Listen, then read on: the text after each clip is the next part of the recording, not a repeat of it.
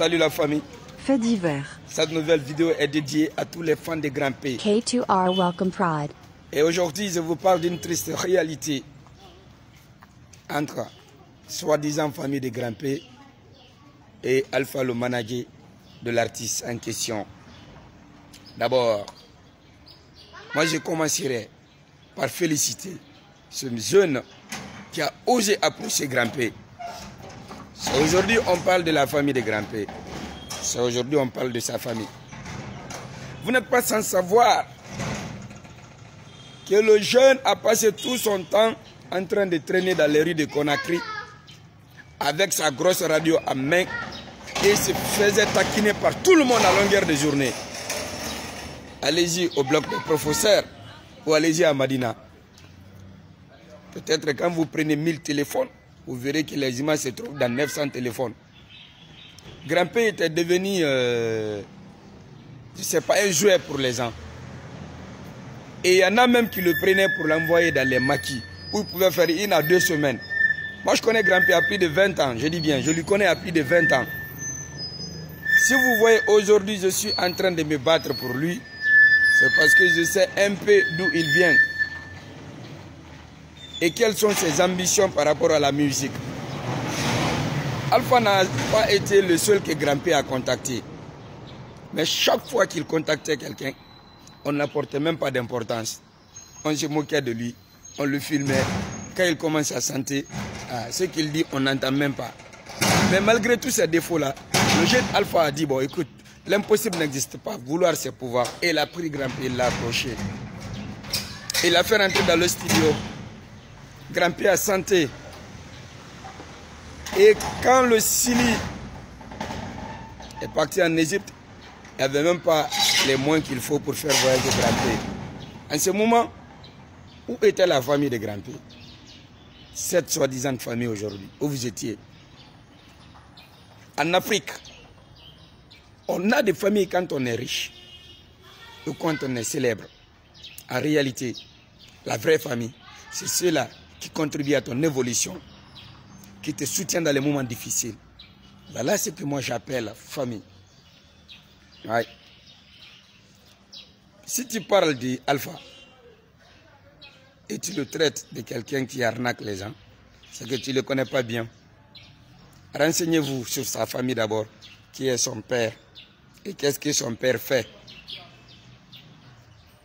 Un fils d'une telle personnalité en Guinée ne va jamais se permettre d'approcher un genre de Grand P là. Non, non, non. On connaît très bien ce qui se passe. Les enfants comment dirais-je, des personnes qui ont de l'argent en Guinée s'en foutent même du bas peuple. Ils partent en Europe, ils restent là-bas, ils mènent leur vie. Le problème du bas peuple guinéen, ce n'est même pas leur affaire, quoi. Donc, ce qui concerne le concert, Grand P est venu se confier à ma modeste personne. J'ai vu qu'ils avaient des tickets, plus de combien de 1000 tickets. Il n'y avait pas eu d'assa. Et je leur ai dit, écoutez, prenons les tickets. Moi, je vais essayer de trouver une solution. On est parti voir Madame Eva à Dibreka. Si vous avez vu le 2 octobre, Grand P était à Dibreka. C'est moi qui ai demandé à son manager d'envoyer Grand P à Dibreka pour voir Eva. On a vu Tanti Eva pour qu'elle nous aide à avoir des solutions par rapport aux ventes de tickets. Peut-être que vous avez vu que le palais était plein. Le palais était plein, oui, je confirme. C'est parce qu'il y a eu un travail de proximité, dont moi personnellement j'étais impliqué. Raison pour laquelle, dans le monde des showbiz, partout où il y a l'argent, on n'entend pas mon nom.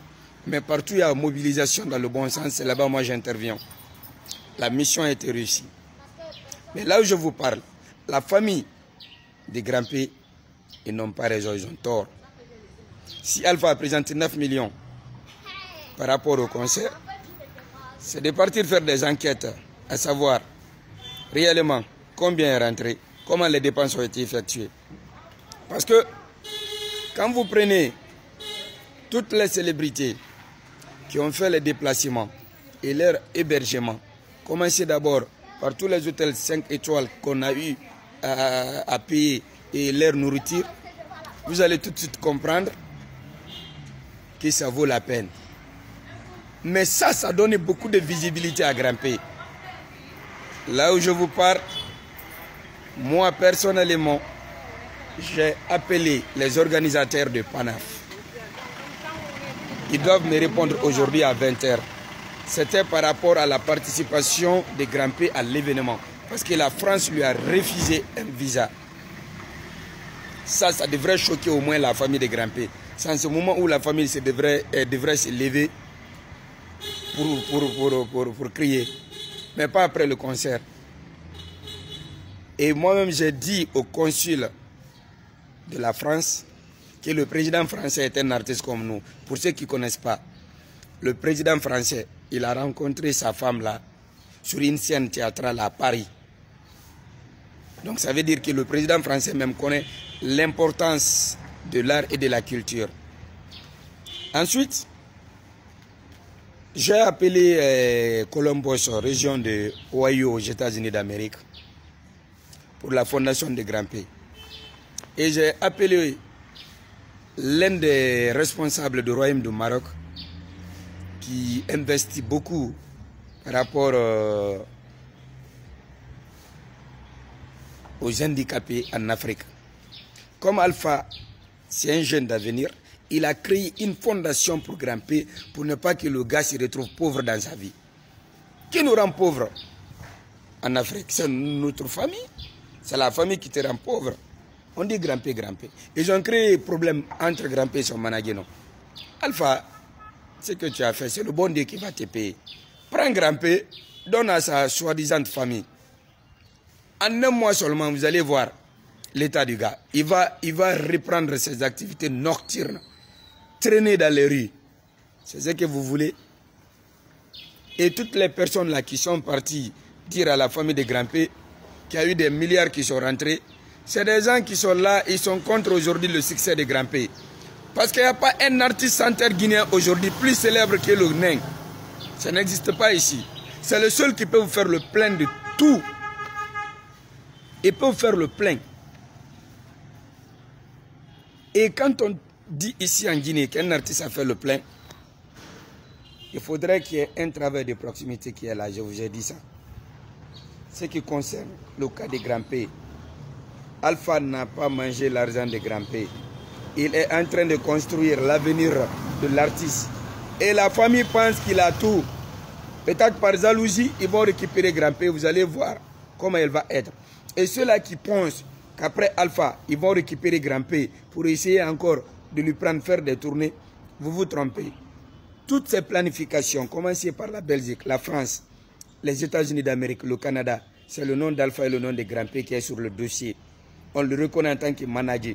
Si la famille veut que cette tournée soit une réussite, il faudrait qu'on laisse Alpha partir avec son artiste.